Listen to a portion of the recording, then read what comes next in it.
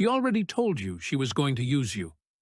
Not in a confession, not in a warning, in a single word, maybe two, spoken so casually you didn't even register it.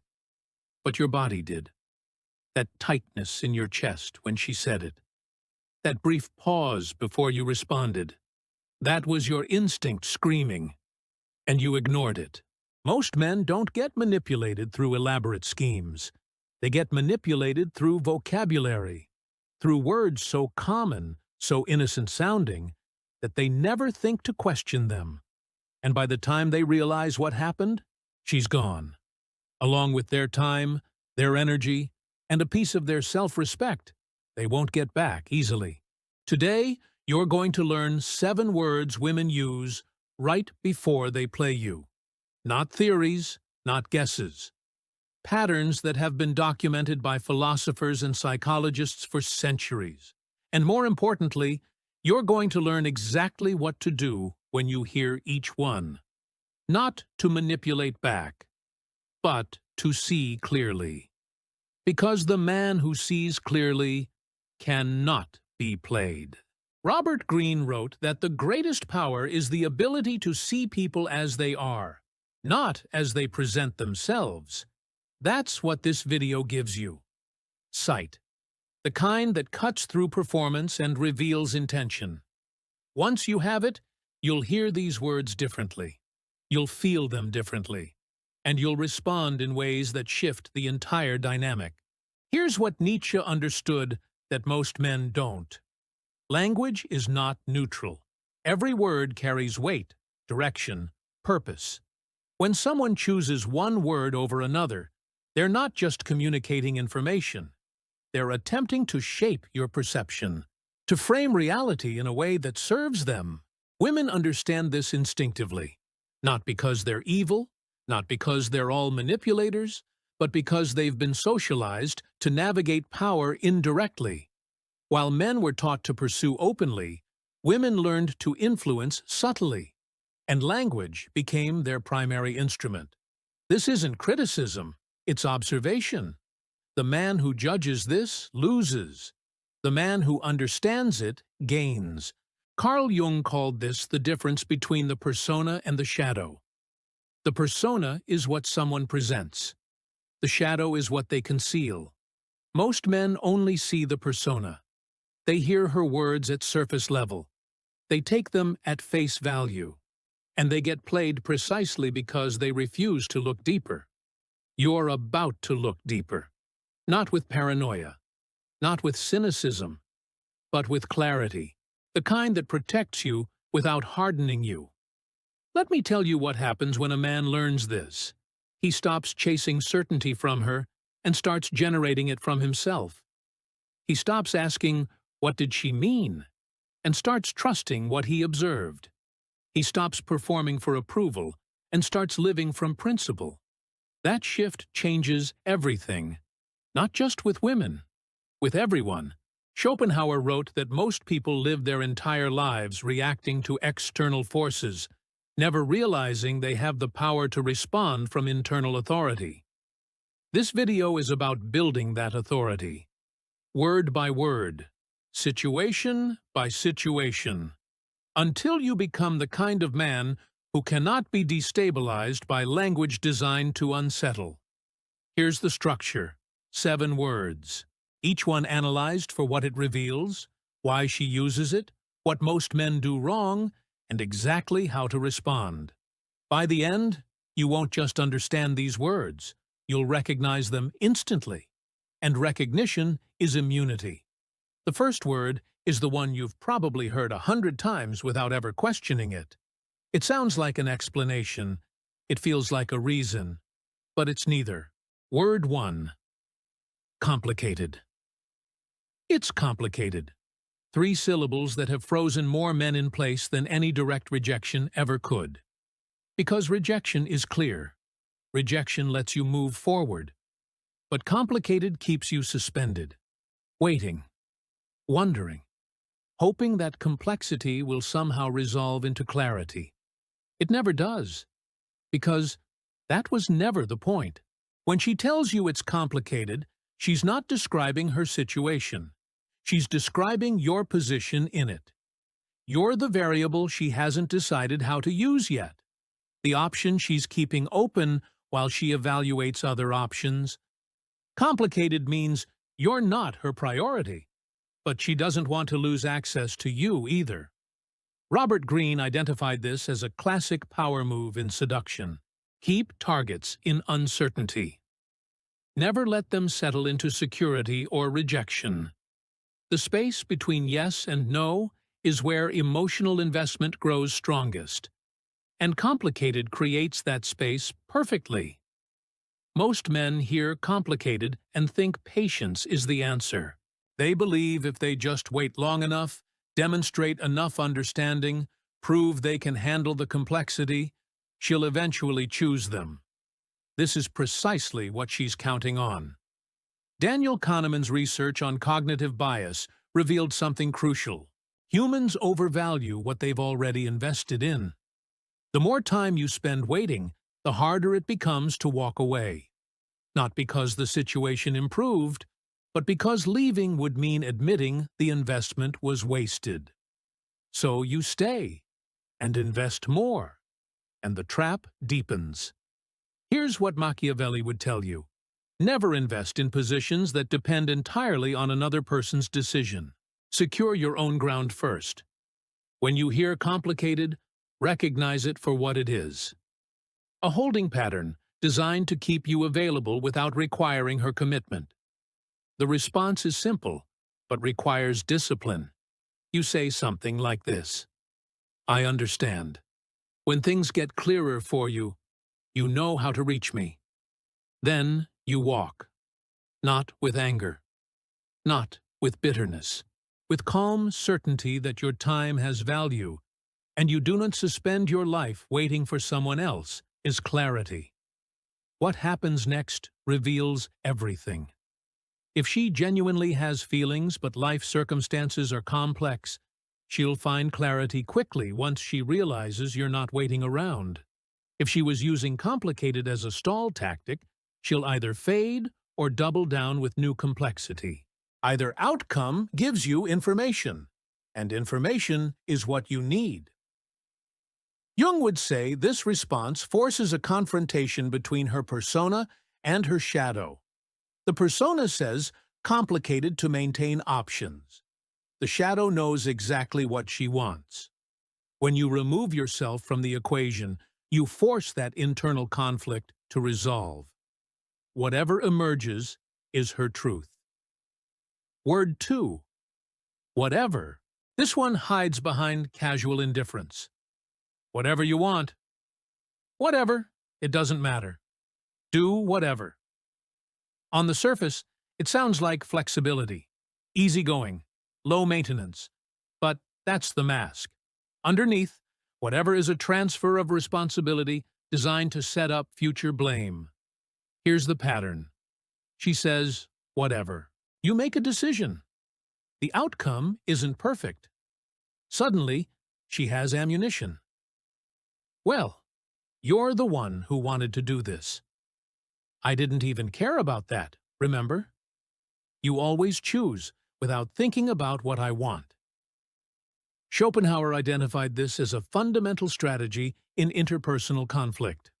The person who avoids stating preferences avoids being wrong. Meanwhile, the person who decides carries all the risk. Whatever sounds like freedom, it's actually a trap. Most men don't recognize this because they're relieved when she says, whatever. Finally, no argument, no negotiation. They can just decide. What they don't realize is that the negotiation has been deferred, not eliminated. And when it resurfaces, they'll be defending a decision they made alone while she positions herself as the accommodating one. This connects to what Freud called the economy of blame in relationships. Someone always carries the emotional debt. Whatever shifts that debt entirely onto you while allowing her to appear agreeable. The correction requires forcing clarity before you proceed. When she says whatever, you don't just make the decision. You say something like this: I'm going to choose the Italian place on 5th. If you'd prefer something else, now's the time. This does two things. It establishes your willingness to lead, but it also closes the escape hatch she's trying to leave open. If she offers an actual preference, great. The dynamic is honest. If she insists on whatever again, you've now established a clear record. She was given the opportunity to contribute. She declined. Future blame attempts will fail because you've already demonstrated fairness. Marcus Aurelius wrote about the importance of creating conditions where your actions cannot be reasonably faulted. This is exactly that. You're not avoiding the lead role. You're protecting the lead role from being weaponized against you later. Now, pay close attention to what comes next, because word 3 is the one most men completely misread. Word 3, fine. She says, fine, and you think the conversation is over. The issue is resolved. You can relax now. You cannot relax now. Fine is not resolution. Fine is suppression with a timestamp. It means she's tabling her actual feelings, not releasing them. And tabled feelings always return, usually at the worst possible moment, usually attached to 3 other grievances you didn't know existed. Here's what most men miss. When a woman genuinely accepts an outcome, she doesn't use fine. She uses actual resolution language. Okay, that makes sense. I hear you. Let's move forward. I understand. Fine is different. Fine is a door being closed loudly enough for you to notice. Jung wrote extensively about repression and the shadow. What we refuse to process consciously doesn't disappear. It accumulates in the unconscious until it gains enough charge to erupt. Fine is the moment of repression. The eruption comes later. And when it does, you'll be confused because you thought this issue was already settled. Most men respond to fine with relief. Finally, she's not arguing. Finally, they can move on. This relief is dangerous because it teaches you to accept surface peace over actual peace. You start preferring the word fine because it ends immediate discomfort. Meanwhile, the relationship fills with unresolved tension that neither of you can name, but both of you can feel. Epictetus taught that we must distinguish between what is within our control and what is not. Her choosing to say fine instead of expressing her true feelings is not within your control. But your response to that choice absolutely is. The response is this. When she says fine, you pause. You don't rush into the silence. You let it breathe for 3 full seconds. Then you say something like this. Fine usually means there's more. I'd rather hear it now than have it come up later. This does something powerful. It signals that you're not afraid of her actual feelings. Most men are. Most men will accept any version of peace to avoid difficult conversation. By inviting the real feeling, you demonstrate a different kind of strength. The strength to face discomfort directly. Sometimes she'll open up. Sometimes she'll insist she's truly fine. Either way, you've created a different standard. You've shown that surface compliance doesn't satisfy you. You want actual resolution. Over time, this trains both of you toward more honest communication. Not because you demanded it, but because you created space for it. Albert Ellis, the founder of cognitive behavioral therapy, emphasized that most relationship dysfunction comes from avoidance. We avoid hard conversations. We avoid uncomfortable truths. We avoid temporary pain and create permanent problems. Responding properly to fine is anti-avoidance. It's choosing short-term discomfort for long-term clarity. Word 4. Sure. Sure sounds like agreement. It is almost never agreement. When she actually wants something, she doesn't say, sure. She says yes. She says absolutely. She says, I'd love that. Sure is what she says when she's unwilling to say no, but unable to say yes. It's the verbal equivalent of a shrug, and it predicts future resentment. Here's the pattern. You ask if she wants to come to your friend's event. She says, sure. You think she's agreed. You show up together. She's disengaged, distant, maybe even subtly hostile. Later, you mention how she seemed off. She says she didn't really want to go in the first place. You're confused. She said, sure. That meant yes, didn't it? It did not. And this is where Machiavelli becomes essential reading. He understood that humans rarely speak their opposition directly when they feel outranked or outpositioned. Instead, they comply with resentment. They agree now and punish later. Sure is compliance without enthusiasm. It's a prediction of future withdrawal.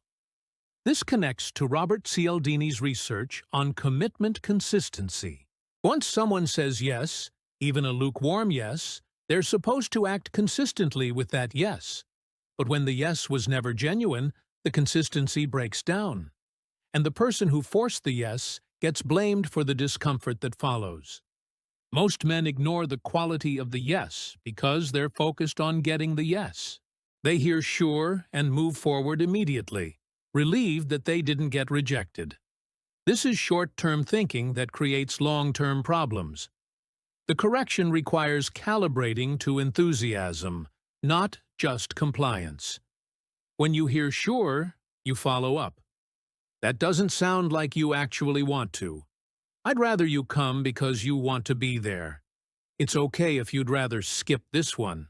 This accomplishes several things simultaneously.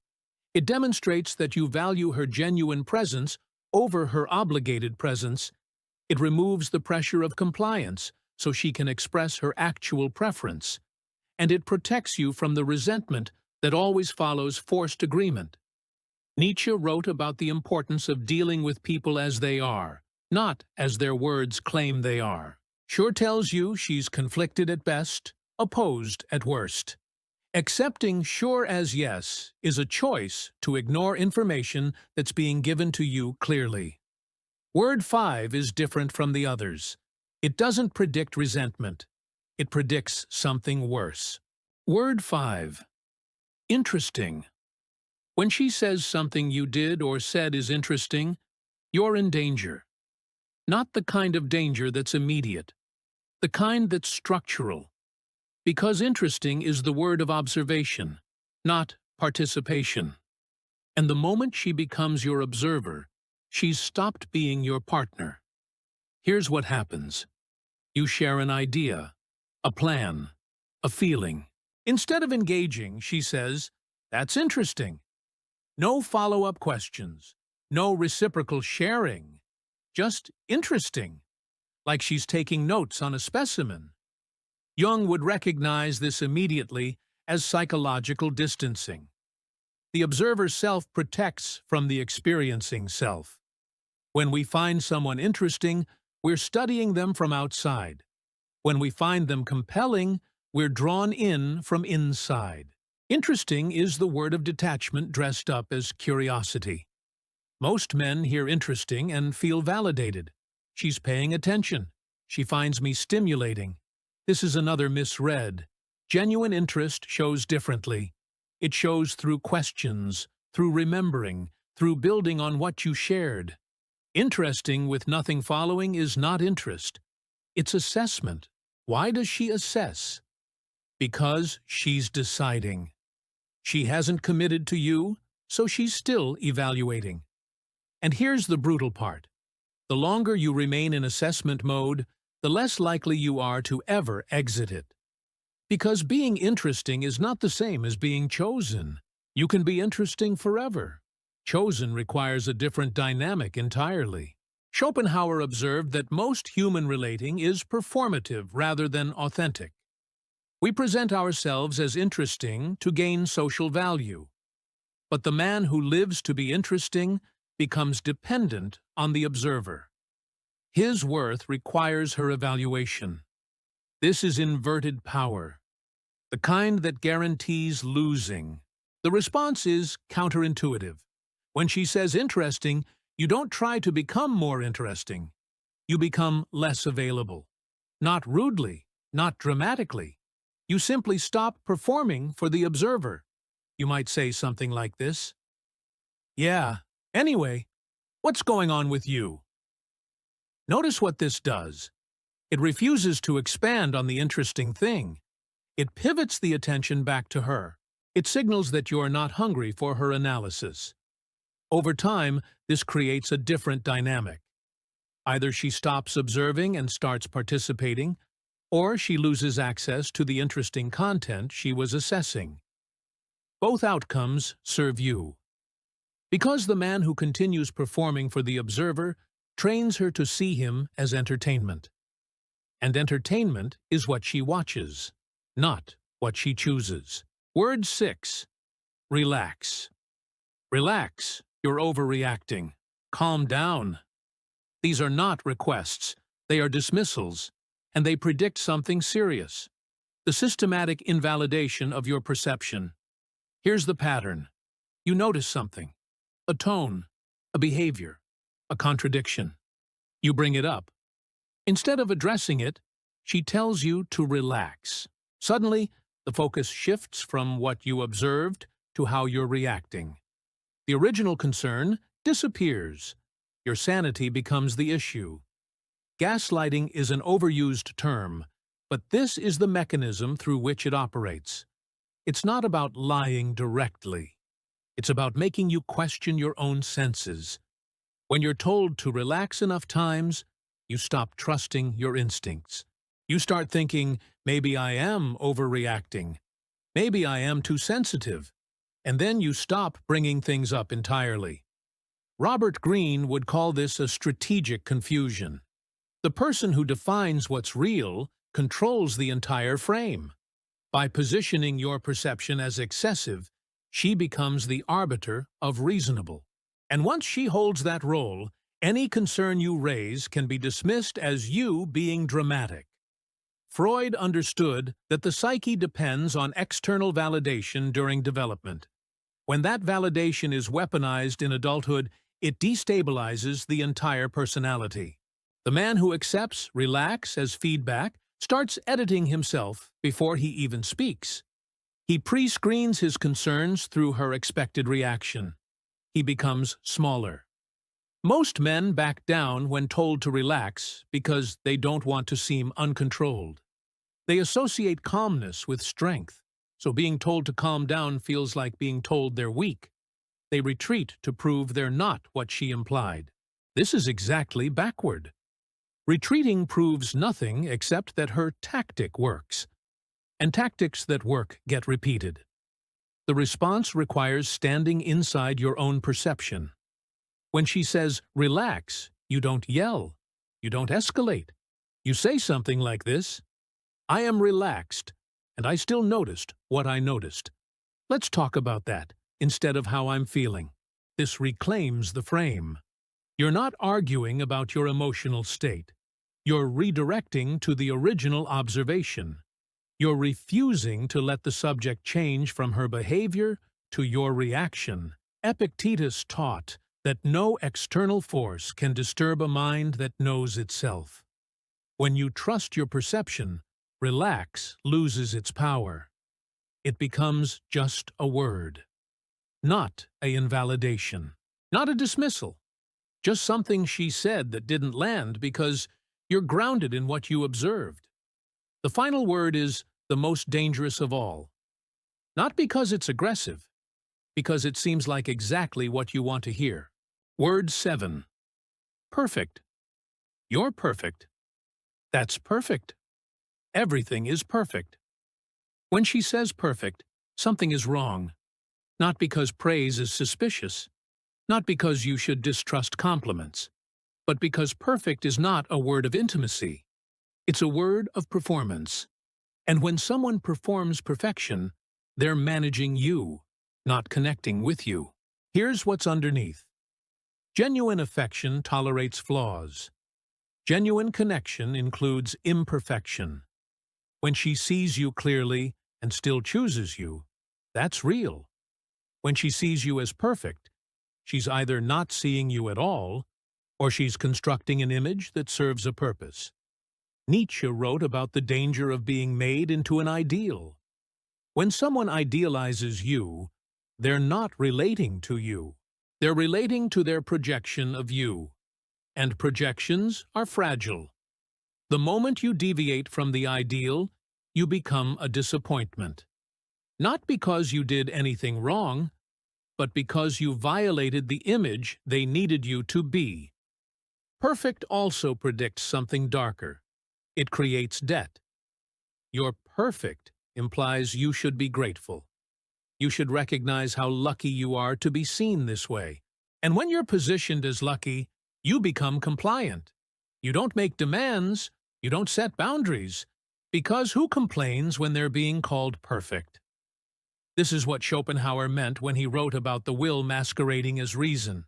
She may not consciously calculate this, but the effect serves her will. Perfect positions you as the receiver of gift, and receivers don't negotiate from power. Most men respond to perfect with gratitude. They feel seen, appreciated, valued. They increase their investment because they believe they've found someone who truly recognizes them. This is the trap. The investment rises exactly when skepticism should. Robert Greene would note that skilled manipulators know praise creates vulnerability faster than any criticism could. When you criticize someone, they defend. When you praise them, they open. Perfect is the ultimate opener. It lowers every guard simultaneously. The response requires accepting the praise without becoming dependent on it.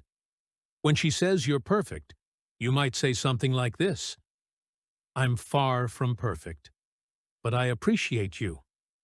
This does critical work. It refuses the impossible standard she's establishing. It shows you know yourself too well to be idealized, and it accepts the positive intention without swallowing the problematic frame. Over time, this trains both of you toward realistic appreciation rather than fantasy projection. She learns that you can't be inflated, and therefore can't be deflated. You remain consistent, regardless of how she describes you. That consistency is the actual foundation of respect. Now let me show you something that changes everything. These 7 words aren't random. They're connected. Look at the pattern. Complicated keeps you frozen in uncertainty. Whatever transfers responsibility for future blame. Fine suppresses real feelings until they explode. Sure predicts resentment from false agreement. Interesting signals she's assessing rather than choosing. Relax invalidates your perception. Perfect creates impossible standards and hidden debt. What do they all share? They all prevent you from knowing where you actually stand. Uncertainty is the thread. Every single word preserves ambiguity about her intentions, her feelings, her commitment. And that ambiguity is not accidental. It's functional. Because the man who knows where he stands can make informed decisions. The man who doesn't stays confused, invested, and controllable. Jung would say these words live at the boundary between persona and shadow. They're socially acceptable phrases that accomplish shadow purposes. She can use any of them without seeming manipulative. That's their genius. They're invisible while being effective. Machiavelli understood that the greatest power moves are the ones that don't look like power moves. Anyone can dominate through obvious force, but dominance through language that sounds supportive, sounds casual, sounds even loving. That's sophisticated. That's what actually controls dynamics long-term. Here's the shift that separates men who get played from men who don't. The first group listens to words. The second group listens to patterns. When you hear one of these words, you note it. When you hear it again, you mark it. When it becomes consistent, you act. Not by confronting her vocabulary. That sounds insane and she'll deny it. By adjusting your own behavior based on the information she's revealing. She keeps saying, complicated? You invest less until clarity emerges. She uses whatever repeatedly? You stop deciding alone and insist on collaboration. Fine becomes her constant response. You create different standards for actual resolution. Sure is how she always agrees. You calibrate to enthusiasm instead. Interesting with nothing following. You become less available. Relax every time you notice something. You trust your perception anyway. Perfect constantly? You refuse the ideal and stay grounded in reality. This isn't manipulation. This is observation translated into action. The fundamental skill that separates those who navigate relationships successfully from those who repeatedly get lost in them. Let me tell you what happens when you start hearing these words for what they are. Everything slows down. Conversations that used to confuse you become legible. Behavior that seemed random reveals its logic. You stop being surprised by outcomes because you saw the signals long before the crash. This is what Kahneman calls moving from System 1 to System 2 thinking. System 1 is automatic, emotional, reactive. It hears words and processes them instantly without analysis. System 2 is deliberate, analytical, controlled. It observes the word, considers the context, evaluates the pattern, then responds. Most men operate in System 1 with women they're attracted to. Their emotional investment speeds up their processing. They hear what they want to hear. They interpret toward hope rather than toward truth. And they miss exactly what they need to see. The shift to System 2 isn't about becoming cold. It's about becoming clear. You can still feel attraction, excitement, hope, but you process those feelings rather than being processed by them. You become the observer of your experience instead of merely the experiencer. Nietzsche wrote about this as the difference between the reactive man and the active man. The reactive man's actions are determined by external forces. Something happens, he responds. The active man's actions originate from his own will. He observes what happens, then chooses his response. These 7 words exploit reactive men. They become powerless against active men. Here's the practice. For the next week, listen differently to every woman you interact with. Not just romantic interests. Friends, co-workers, family members. Notice when these words appear. Don't react. Don't mention it. Just observe. What you'll discover is that the words reveal the dynamic. A female co-worker who says whatever constantly is avoiding accountability. A friend who says fine every time pushes things down until they erupt. Your mother who says interesting without following up is assessing rather than connecting. The pattern exists everywhere. This isn't cynical. It's realistic. And realism is the foundation of effective action. When you see people accurately, you can relate to them appropriately. When you see them through illusion, every interaction becomes guesswork. Let me give you the deeper application. These 7 words teach you something beyond just those 7 words. They teach you that language always reveals more than its surface meaning, that people constantly communicate on multiple levels, and that your job is to listen to all the levels, not just the obvious one. Marcus Aurelius practiced this daily. Before reacting to anything, he asked, "What is actually happening here?" Not "What does it seem like?" Not "What do I want it to be?" What is it? That discipline transformed how he navigated his entire empire. It will transform how you navigate your relationships.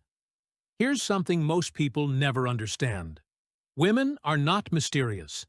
Their behavior is not random. It follows patterns. Patterns determined by their desires, their fears, their strategies, their histories. When you learn to read the patterns, the mystery dissolves. Not into cynicism, into clarity. And here's the thing about clarity. It's attractive.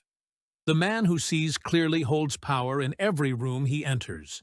Not because he manipulates, because he cannot be manipulated, not because he performs, because he doesn't need to. His certainty comes from inside. It requires no external validation. Schopenhauer observed that most people's happiness depends entirely on external circumstances. Their mood shifts with others' approval. Their confidence wavers with others' opinions. But the rare person who generates certainty internally becomes unshakable. Others feel it immediately, and they respond to it, usually by becoming more honest themselves. This is what happens when you stop being played. You start being chosen, not through tricks, not through tactics, through the simple power of seeing clearly and acting accordingly. Let me address something directly. You might be thinking this is all very paranoid, analyzing every word, looking for manipulation everywhere. That sounds exhausting. And if you're thinking that, good. You're paying attention. The goal is not to analyze every word forever. The goal is to train your perception until recognition becomes automatic.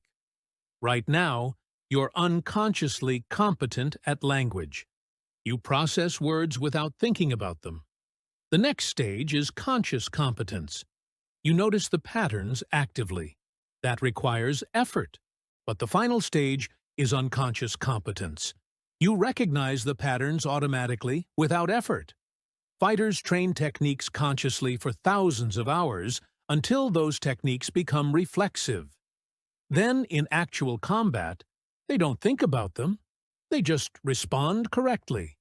That's where you're heading with this material. Train the recognition consciously until it becomes unconscious. Then it protects you without effort. That's when relating to women becomes easy. Not because you're manipulating, because you're accurate. You see what's actually happening. You respond to what's actually there. And you stop getting confused by the surface while missing the substance. I want to give you a framework that holds all of this together.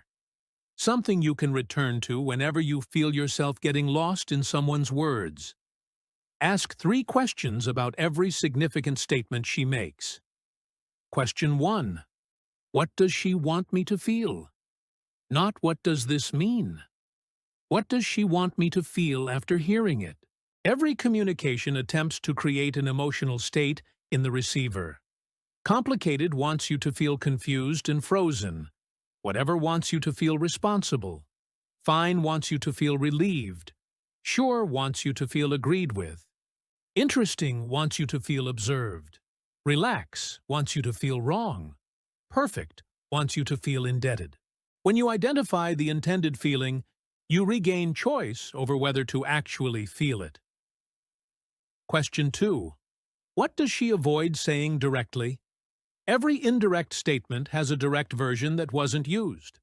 Complicated avoids saying, I don't know if I want you. Whatever avoids saying, I'll blame you later. Fine avoids saying, I'm still upset. Sure avoids saying, I don't want to. Interesting avoids saying, I'm not ready to commit to you. Relax avoids saying, stop noticing things I don't want you to notice. Perfect avoids saying, I need you to stay manageable. When you identify what wasn't said, you understand the actual communication. Question 3. What would a man who respects himself do with this information? Not what would please her. Not what would avoid conflict. What response honors your perception and maintains your position? This question transforms every situation because it moves you from reaction to principle. You're no longer trying to decode her. You're deciding who you are. Jung's concept of individuation applies here. The individuated man doesn't ask, what do others want me to be? He asks, who am I? And how does that person engage with this situation? When you reach that level, words lose their power over you. Not because you stopped caring, because you started caring more about your own alignment than anyone else's approval. Here's the truth that nobody in this space wants to tell you. The goal is not to never get played. The goal is to become someone who recovers instantly when it happens. Because it will happen. You're not going to catch everything. You're going to miss signals. You're going to invest in people who didn't deserve it. That's part of being human and engaging genuinely with others. The difference is this. The man without this knowledge gets played and falls apart. He questions himself for months. He obsesses over what he missed. He lets one deception scar his ability to trust. The man with this knowledge gets played and adjusts. He notes what he missed, integrates the lesson, and moves forward without damage. Nietzsche called this the difference between the last man and the overman. The last man avoids all risk to avoid all pain. He protects himself by never engaging fully. He's safe, but he's empty. The overman engages completely, knowing he might get hurt, because that's what life requires. And when hurt comes, he transforms it into strength.